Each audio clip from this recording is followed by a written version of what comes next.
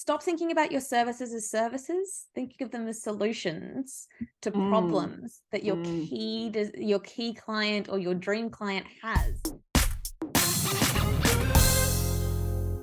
I am so excited today to be joined by Jazz from Jasmine Designs. Jasmine is a multidiscipline creative who's been freelancing for 14 years. She does graphic design work, surface pattern, illustration, lettering.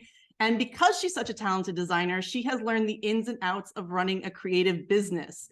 With that, she's built so many resources for artists, including blogs, courses, calculators around pricing your work as a creative, all under the umbrella of the Creative Business Kitchen. So as you know, I love a good chat on running a creative business. So I'm so excited to be joined by Jazz today. Hi, Jazz. Hi, you have no idea how excited I am too. You and I have been connected since way back when you did an awesome workshop about surface patterns. And I kind of just feel like in this day and age of Instagram, we've got these awesome relationships and friendships that can happen literally across the globe. And I'm just really excited for us to sit down and chat today. Exactly. And it is across the globe. As you can tell by the darkness in the background, it's nighttime for me because whenever I record with my Australian friends, we have to figure out the time zones. So I feel bad for my students who are Australian because I never make my office hours at 8 p.m. So they don't get to come live very often. I feel very badly for them. So someday. I feel like they'll be okay because they still have access. They definitely do. They definitely do. All right. So can you give folks a summary of how you got started as a freelance designer? Yeah. So, okay, let's go way back to like 33 plus years ago. This bouncing bundle of joy, otherwise known as Jasmine, popped out, came into the world. And I like to think that I was born into this world with two really core things. One, a hunger for creativity. I was always someone who had a pack of pencils and a piece of paper, even if it was the back of a napkin, handy and constantly creating.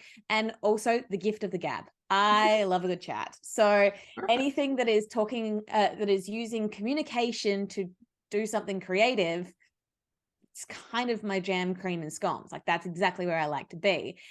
I've always loved creating something that didn't exist yesterday that can help someone tomorrow. So let's not dive into the childhood. Let's go straight forward. Let's get to like 21, maybe 22 yeah, let's go like Jasmine. That. So, okay, 21. I have gone through my advanced diploma in graphic design. I actually also worked as a sign writer for a couple of years, and then made a big kind of leap from my hometown of Adelaide to Melbourne.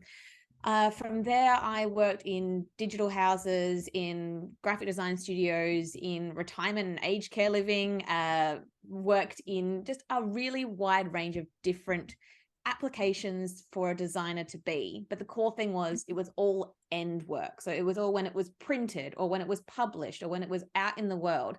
And the reason was that was really strategic because when I was studying, my teachers always told me go to the end of the job so that you can work your way back and see the things that are going to be kind of in your way to create success.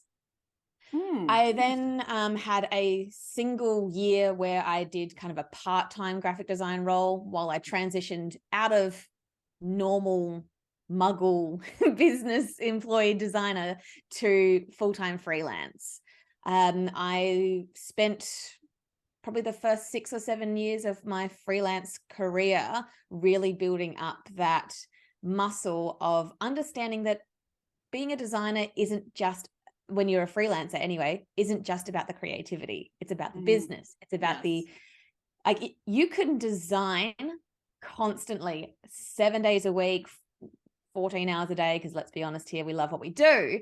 But if you don't know how to run a business, you're better off working for someone else or learning how to do business. So when I finally got to a point where I was like, okay, I know enough that I can still teach the person that I used to be 7 years ago, who was like, how the hell do I price anything or run a creative business? I got into that point when, okay, it's time to throw the hand back. It's time to help someone, because you need to be big enough to serve someone, but small enough to know them. And that's where I was in my business. I love that. I love that. Well, so talk to me about the transition from staff work to freelance, because that's not an easy transition. That's a transition that lots of people want to be making.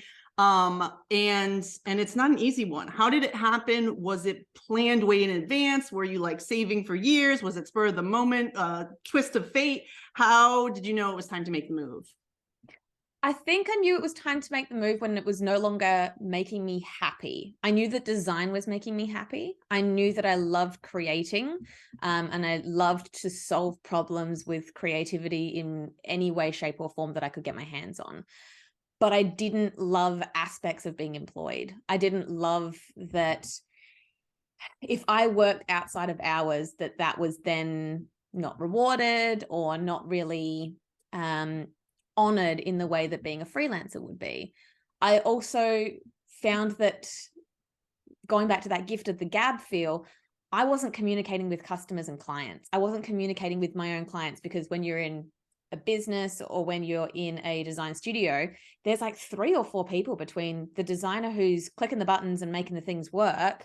Then you've got either the senior designer or the art director or the creative director, and then the client services. And then you finally get to the client, and it's like some kind of weird Chinese whispers where, you find out that the only reason they wanted to change to blue was because their nephew's t-shirt was blue that day. Like, you can't have those kind of conversations. And I honestly started to get to the point where I was like, I know more than just your average designer. I don't have aspirations of getting up to that creative director position, and that's just not where I wanted to go. I took a step back and looked really pragmatically at where did I want to go. And it actually happened after a design studio that I'd been in for 6 months. When I first signed with them, I went up to the second interview and said, I'm worth 75K a year, which was around about the average for a mid-level designer at the time. They countered with, we think you're worth 65. And it was at that moment that I was kind of like, okay, this is where we need to try and have a kind of conversation of going, is the best way to start this relationship devaluing me by 10K? Probably not. So we came to a negotiation. They met me halfway for 6 months. And then when the 6 months rolled around, they pulled the offer. They were like, look, we're not going to increase. We don't think that's worth it. And so I said, I don't think this is worth it for me anymore. So worth needs to be really specific to who you are. In that process of realizing that I wasn't liking where I was stressed. I was, that gut feeling in your stomach when you know that you're not in the right spot that you're supposed to be. I was going to work like feeling sick every day. And it was horrible. No one should be living like that, working like that. And so I was with a recruiter and I was given 2 options. One was to go to this top tier design studio. They had morning stand-up meetings at 8 o'clock every morning, and it was expected that you would be there at 6 o'clock at night. And there was a really heavy expectation, but they churned out and created some of the best creatives ever. The other option was to do 3 days a week, graphic design, more of an advertising focus, and be pushing through 150 ads per month. It was more about a creative application, but more about process and production. And it would also give me the opportunity to transition into the freelance side of things, because it was only a maternity cover. So it meant that I would only have the contract for a year. And it was at that moment that I had to sit there and kind of go, which path do I want to do? And I could see really clearly that the pathway that took me into what is one person's version of greatness was not mine. It's not where I wanted to be. And so that's when I chose the freelance side. And choosing freelance comes with so many extra side plates of self-doubt, imposter syndrome, but you also get to have so much more control, creative control over who you let be your clients, what work you take on, and what you choose to do with what your day-to-day is. With that comes discipline. You have to be quite disciplined. And I'm not saying like you get up at 6 o'clock in the morning and I don't do that. I will not do that. That's not me. You will never, ever catch me up at 6 o'clock in the morning unless it's like a mural installation and I have to be across town. anyway, but I definitely know that the reason why the success has come has been just constantly going, okay, try again, try something different, try something new. It doesn't have to be perfect the first time. And, you know, recovering perfectionist right here. But if you keep going back to it and realize that every mistake that you make is a blueprint for what to change to create success, then you can constantly keep going back to that and go, okay, I'll try again. I'll try something different, because it's not about success today. It's about success tomorrow and the next day and the next. And defining what that success looks like to you, because it's not what and trying to understand what it is for you, because it can change over time. And again, kind of what you were saying between like this top tier design company and then doing sort of more production work, it's like, but you just knew that top tier company wasn't going to bring you to what you wanted, even if that's like sort of might be somebody's goal, you know. And it used to be my goal too. Like, I remember sitting there going, like, that is the goal. The aim is to get a graphic design job in a really well-known, really well-renowned design studio, so that you can be that idea of the perfect designer. And that's not what I wanted. And it's those iterations that make, you know, that help you figure out that that's maybe not it. And it's okay to try those things. Like, I mean, you know, I just really resonating with what you're saying about like just doing things, just let's try again, let's do something different, because that is really what I've found to be the key to being an entrepreneur, right? Is working for yourself, is you just have to keep trying things and doing things. And what worked today, frustratingly, might not work tomorrow. You like think you figured out, you think you've cracked the code, and then it's not working tomorrow, and you have to try something different, and you have to be okay with that. There's no like success formula. So you know, there are obviously things you can do to optimize, but it's really about just trying and trying and trying. So having that persistence is obviously served you well. So, you know, one thing that I really admire when I was checking out your website is that you have a lot of services, both for your design work, because you even mentioned murals, lettering, surface pattern. You do a lot of different types of design. And then you have your courses and your education business. Now, as someone who has decided to keep her education as part of her own website, I know that it is very difficult to kind of say like, hey, I'm still here for client work, and like, here's my surface patterns, but also, hey, do you need help with surface pattern? Because I can also help you with that. And like making that clear is something that I'm still working towards in my website.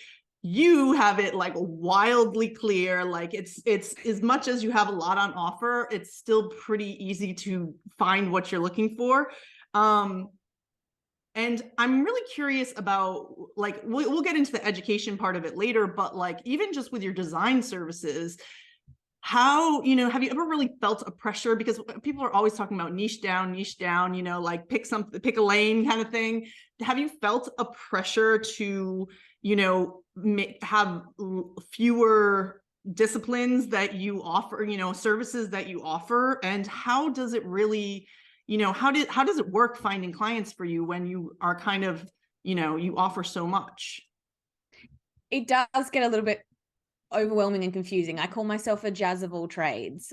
So it's kind of like, you know, how many different things can I do? I like to almost make myself a Swiss Army knife of design. And that there is actually the service I'm selling. It's not that I can do design for long form or for books or for illustrations or for murals. It's that you're buying that you're a one-stop shop kind of thing. I agree, but I also am not a one-stop shop lover, because it makes it feel like you are just as generic as Target or Kmart. And as much as I fair enough. No, me, that's true. That's true. Oh, look, I love me a run, but a lot of that is about large production process to be able to afford to sell cheap. And that is nothing about what I would ever do. I will be honest in saying the last couple of years, I haven't really had to chase work, because it's been more about the fruits of the relationships that I've developed over the years prior. It's very much having conversations, and conversations that are actually really honest and clear with the ideal type of client that I have, so that when we're having these conversations that aren't about like, oh, and so what design work do you need at the moment? Because that puts a lot of responsibility on them to fulfill my needs. Not going to happen, not going to work. It's more been about, okay, well, when you're ready, I can help with this. I can see that this might be a future problem that you'll have. How can I help you that way? It does mean that I need to have quite a few things ready in the tool belt to offer and to know how to offer it, because a lot of the time when we are pitching to clients, when we're trying to get work, we forget that the responsibility of what you're going to be doing for them is actually not their responsibility, it's yours. You as the creative need to be able to communicate and be ready to communicate how you're going to solve the problem. Okay, that is super key. Just want to stop you because that is super key. And that's, I think that's where beginners get tripped up, because they're concerned. They don't know what, they know how to do a surface pattern or whatever, but that's the thing that is hard to communicate when you're just getting started. Sorry, continue. Absolutely. And I think that stop thinking about your services as services. Think of them as solutions to problems that your key client or your dream client has. Exactly. So you can sit there and you go, oh, I can paint murals all day. Cool. Do people have walls? Who is the ideal client that is going to be this? It might be is going to need this service. It might be a co-working space. And the co-working space in particular needs not to be having white stark walls. So maybe that's an opportunity for you to come and go, okay, well, how about we elevate your brand by putting it on the walls and making that an activation and making it an experience. Maybe you've got actually, I literally have had this. So quite a few years back, my first surface pattern job I got because I pitched a solution to a problem I knew she had, because I had researched what the situation was. I had had conversations with her. I had tried to follow her on socials, and she was asking a lot of questions, trying to solve a problem that you could start to see forming. And that was that the fabrics that she was using, everyone else was using. There was no exclusivity. There was no individualism. And so I asked, when can I create something for you that is bespoke for you, and that comes with a price tag, right? We can't sit there and just go, okay, I'm going to create something perfect for you and it's going to be amazing and it's going to be no more expensive than everyone else. And it's going to be no more expensive than just getting fabric. Well, okay, you've just sold yourself short. If it's a big enough problem, people will pay. Love that. I love that. That's super important. So what are a couple things that you think, you're already starting to explain some of them, but what do you think every freelance designer should know besides how to obviously create the art? We've just talked about a couple examples of what is the problem you're solving, and and is there anything else that you think is a really necessary skill to understand when you're taking on freelance work? Yeah. So I kind of break down into three things that you need to know. One is you need to know the problem that you're solving, or the client that has those problems.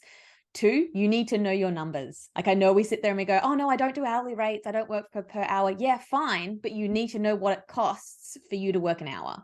If you say you need to go and do a delivery, you need to be able to work out and sit there and go, okay, it's going to take me an hour round trip. My time is worth $100 an hour if I'm working, and it's going to cost me $20 to send it on a courier. It's more financially smart to send it on a courier. It's going to cost me $20, but it would cost me actually $100 if I would go and do that. So you need to know your numbers and know the value of your time, that you can then calculate what you're serving, what you're creating, what you're doing.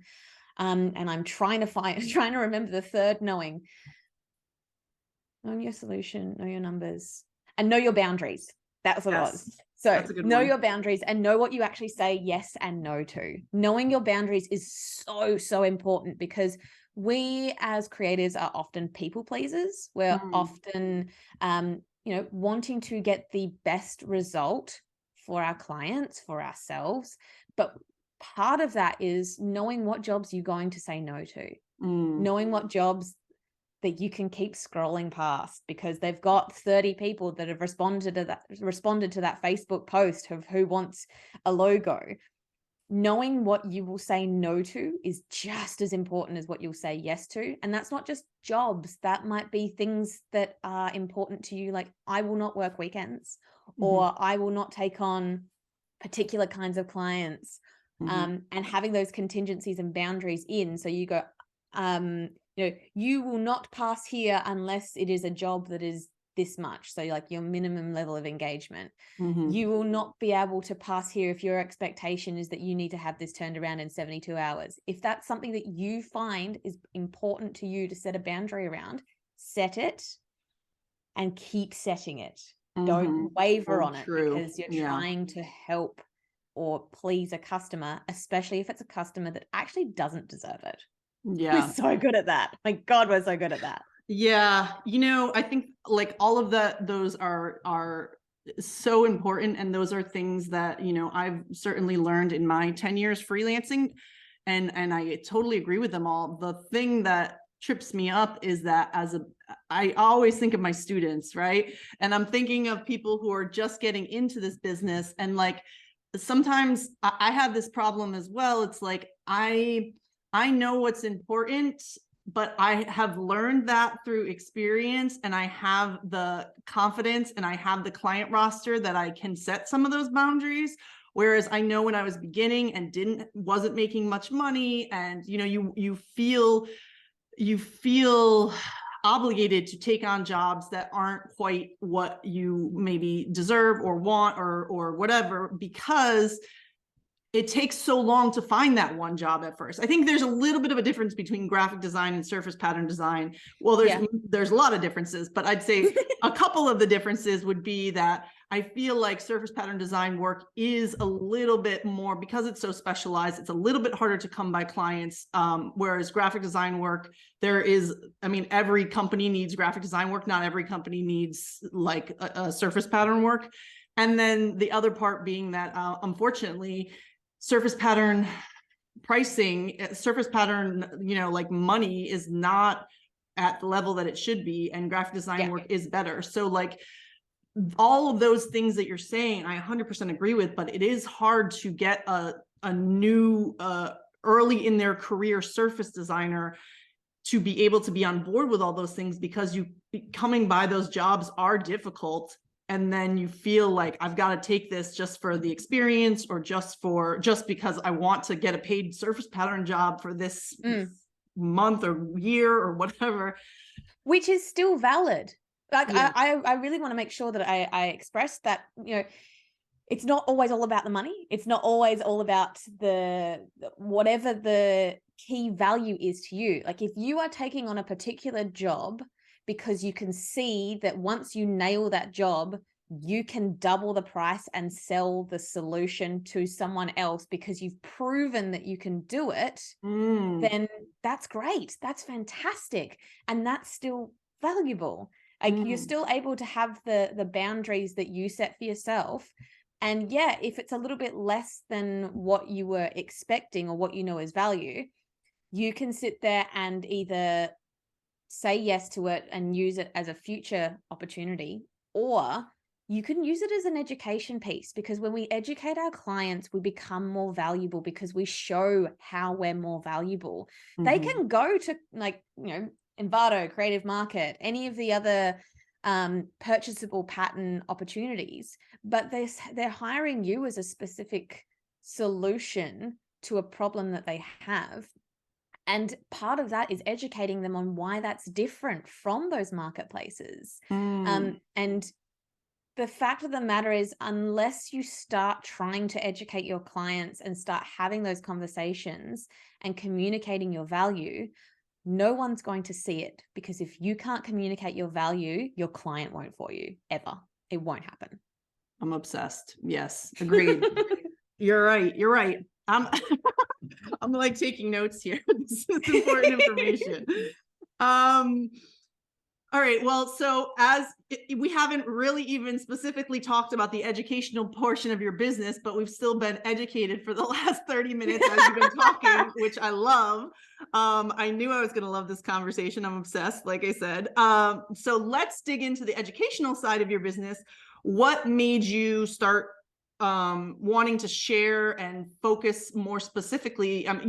You have a lot of resources, but pricing is sort of your main topic of conversation over on your blog and for your courses and stuff like that. What made you want to start sharing your sort of methods and everything that you've learned?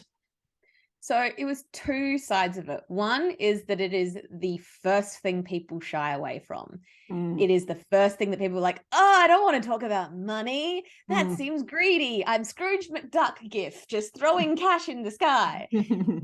If we avoid it, it gets harder. If we attack it or even accept it, it gets easier. It's one of those things that it's actually probably the easiest thing to change, but the hardest thing to shift mentally and in yourself is to like start talking about pricing, start talking about dollars, start talking about those kind of things, because again, client's not going to change your rates for you. You need to do it. It came really quite organically for the mere fact that I had friends on the internet who I'm good friends with, and they would ask me, what would you charge? And I think that understanding that there is a community aspect to pricing, because it's all of our responsibility to really look after each other when it comes to pricing, and to go into it not trying to undercut each other because we think that's going to get us the job. We're just, shortchanging ourselves and the industry. But it was really important to me to approach something that is difficult, because if we approach the things that are easy and we approach the things that, say, for instance, you want to get better at Illustrator, or you want to get, develop a new skill, that's totally fine. Great.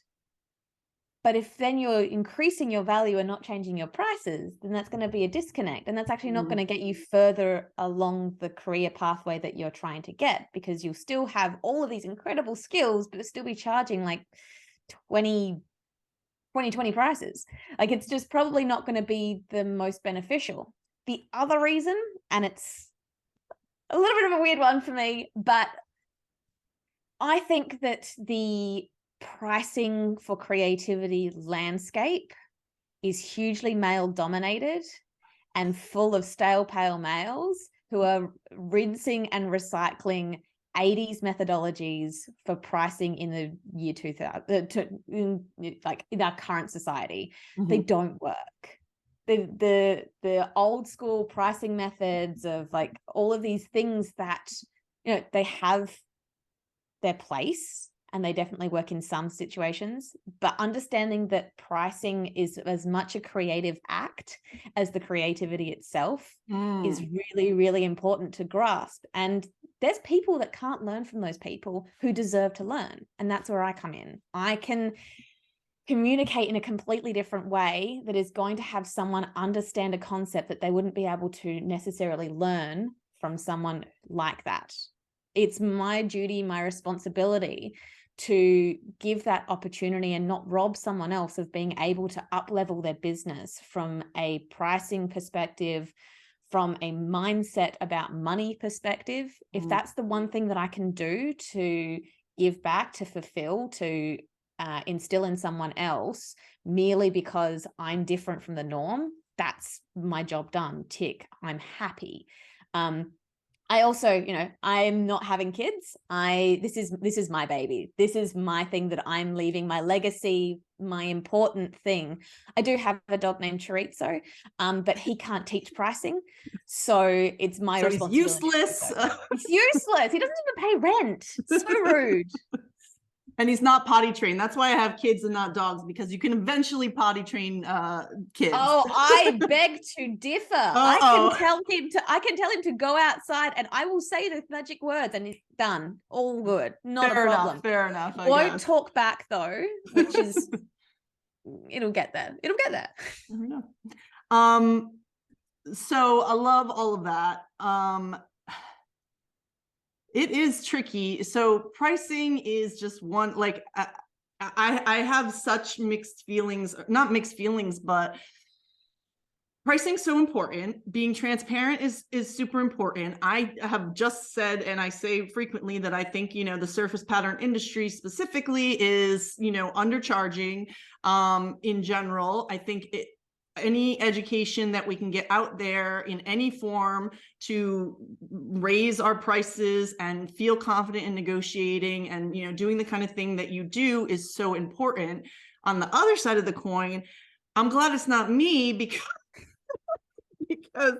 you know, like, because it's such, what you're saying is correct. It's a creative thing. It's not formulaic. And really what I have come to realize is the reason that I don't feel comfortable. I mean, I don't feel comfortable trying to teach how to price your work is that I know what some of the standard-ish prices are, and I don't like those prices.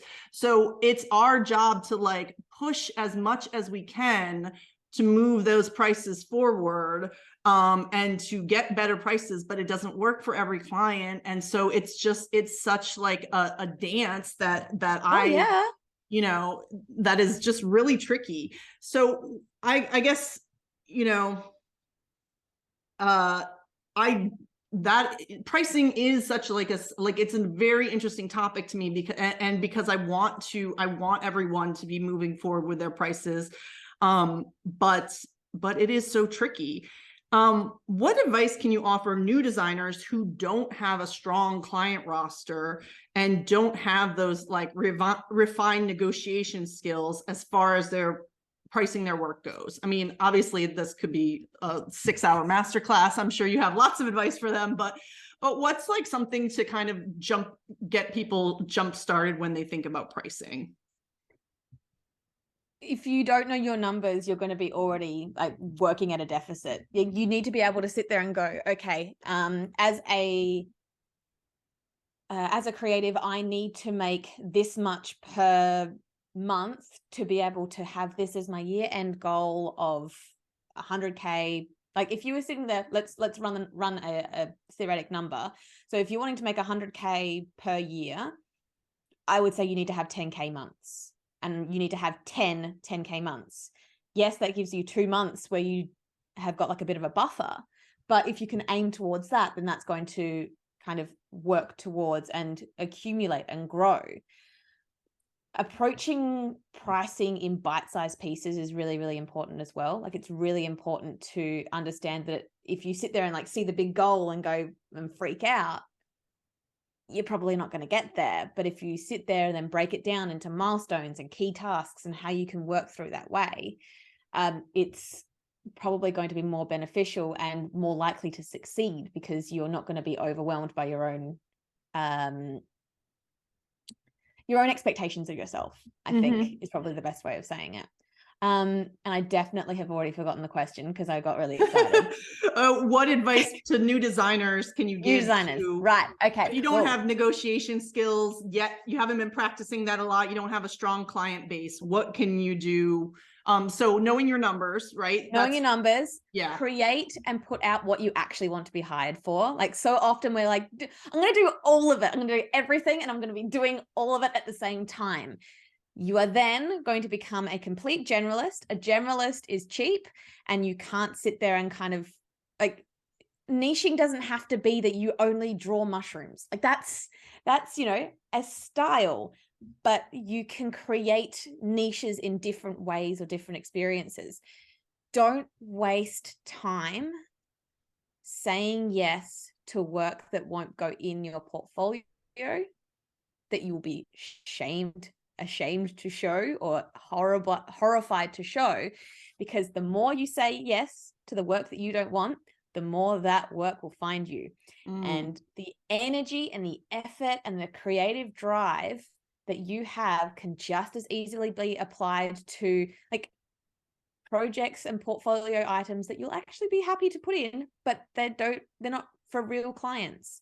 And in saying that also, there's places like Briefbox where you get a new brief and you create a design and you submit and everything like that.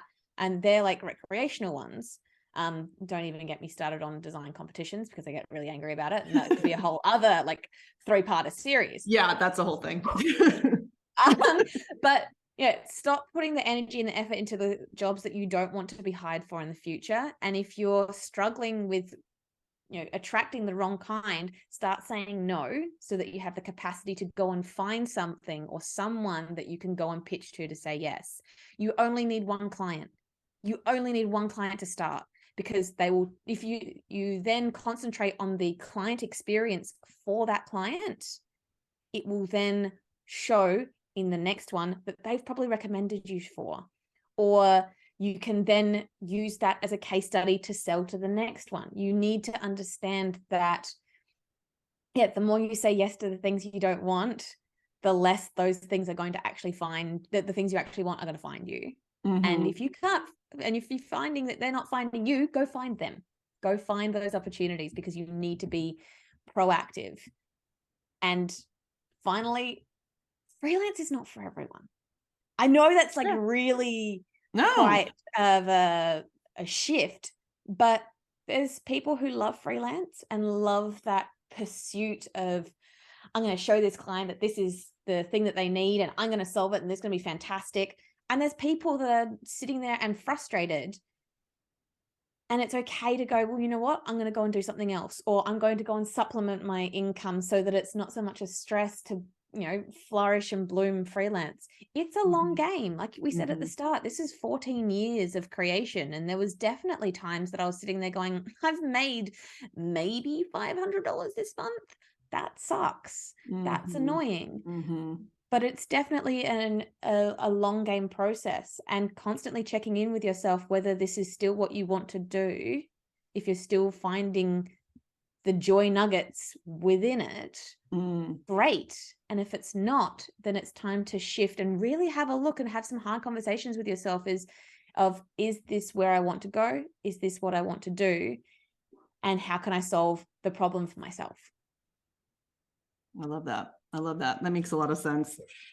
Yeah, I think that there are some things that it's like, it doesn't even really matter what your what numbers you're like. People always come to me with the question of like, what should I charge for various surface pattern situations, right? And it's like, that's almost an irrelevant question at first. That's a frustrating thing to say, but like, you have to know already that you are, like that what you're creating has art, has value. And you have to know that there are other like things that you can negotiate besides just your numbers. Because if you're coming from a place where the only artists are other artists who sell on something like Creative Market or something and are selling their patterns for whatever, getting, I have no, like 7 cents on the thing. I have no idea. Then I think it's something like that, but yeah, it's like, but the idea of charging $1,000 for a pattern is like, yeah, right. You're talking crazy talk. But if you're someone who's in a higher end market, and then someone offers you $200 then you're like, what do you even, perspective is everything.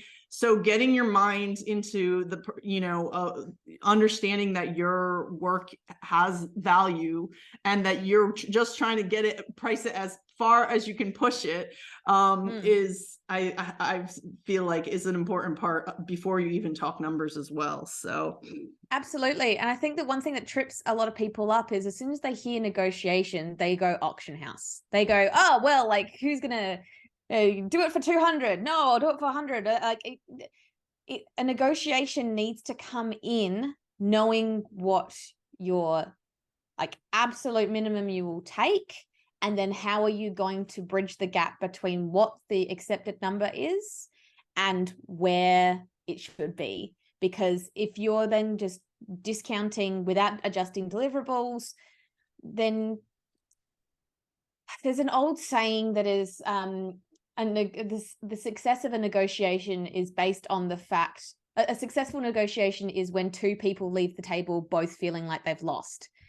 And I find that so frustrating. I think it's the opposite, right? When two people both feel like they've won. You would I think believe so, that's the phrase, but I think it should be the other way around. It should be the other way around, because we've both found ways to benefit from the result. Like, I've got situations where I've renegotiated things in the middle of the job because things have changed, things have altered. We're so scared of having conversations because we think that we're letting them down because we've done something wrong. We haven't, but we have to have those open and honest conversations, because otherwise we then are, going to come to them at the end of the job being like, it's more now, I'm so sorry. Like, have a conversation, start talking to your clients like they're people, and start actually having those conversations, because when you have conversations, you communicate. When you communicate value, and then you'll be more valuable to them to be hired the next time. I love that. Well, that leads me into a bonus question that I wanted to ask you. So, I mean, let's say a bonus discussion that we're going to have. Yeah, because let's be honest, we're not going to be able to keep it to one question. Yeah, I know. Looking through your website, a couple things. Looking through your website, I noticed that you had mentioned how much you had made in client work in a year. And then just recently, because it's the end of the year, you released a reel about how much you had made this year. And I have to keep remembering, because Australian dollars and United States dollars are different. So every number is like, I'm like thinking, whoa, that's enormous. And it is still enormous, but it's not quite insane. But your reel said that you made $350,000 this past year. And I think on your website, it was $250,000 from a previous year, which is, 150 to 200 and some odd $1,000 in America. So that's big business, design business.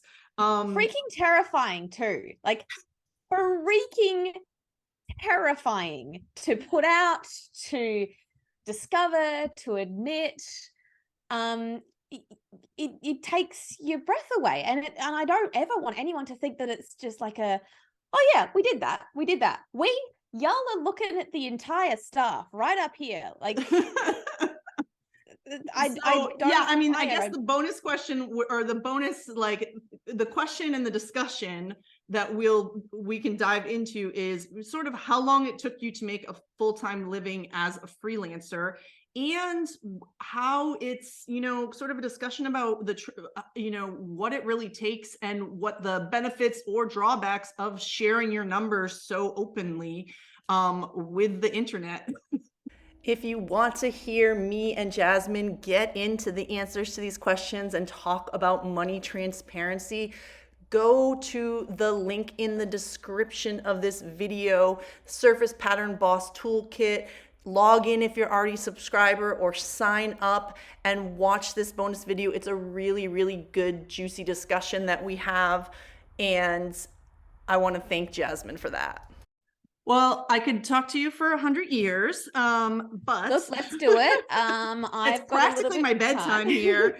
But I mean, I'm going to have all your links in, I'll have your links in the description. But I mean, so one thing I love about what Jasmine offers is that it is very tightly branded as Creative Business Kitchen. Everything is food related, easy as pie pricing, and all the things have all these different food metaphors involved, which I dig a theme. So oh yeah, absolutely. Food is the language. Food is definitely the language that you can communicate with, because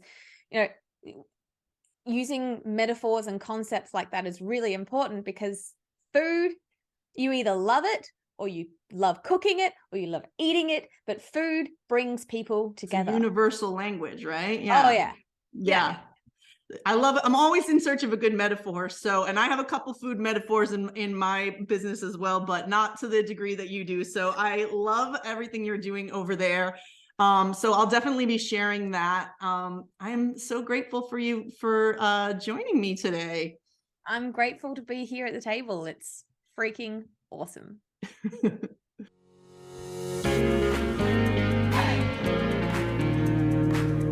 Hi, I'm Elizabeth Silver, and I've been a professional surface pattern designer for almost 2 decades.